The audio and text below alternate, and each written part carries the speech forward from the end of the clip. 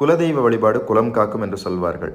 ஏன் குலதெய்வ வழிபாடு அவ்வளவு முக்கியம் என்றால், நம்முடைய முன்னோர்கள் வழி வழியாக அந்த தெய்வத்தை வழிபட்டு வந்திருப்பார்கள். அதனால் அந்த தெய்வம் நம்முடைய குடும்பத்தின் ஒரு அங்கமாகவே மாறியிருக்கும்.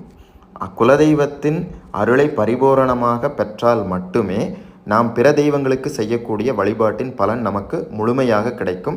இஷ்ட தெய்வமாகட்டும் இல்லை பிற எந்த தெய்வமாகட்டும், அவர்களுடைய அருளை பெற வேண்டுமானால் முதலில் நம்முடைய குலதெய்வத்தின் அருள் நமக்கு கிடைக்க வேண்டும்.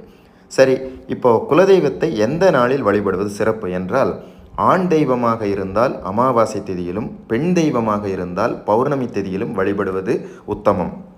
அதிலும் தமிழ் மாதத்தின் முதல் நாள் அல்லது ஜென்ம நட்சத்திரம் வரக்கூடிய நாளில் வழிபடுவது சிறப்பு. இப்போ இந்த நாட்கள் எதிலுமே என்னால் செல்ல முடியவில்லை குலதெய்வ கோயிலுக்கு என்றால், எப்போ நீங்கள் குலதெய்வ வழிபாட்டை செய்யலாம் என்றால், பூச நட்சத்திரம் வரக்கூடிய நாளில் குலதெய்வ வழிபாடு செய்வது மிக மிக சிறப்பு.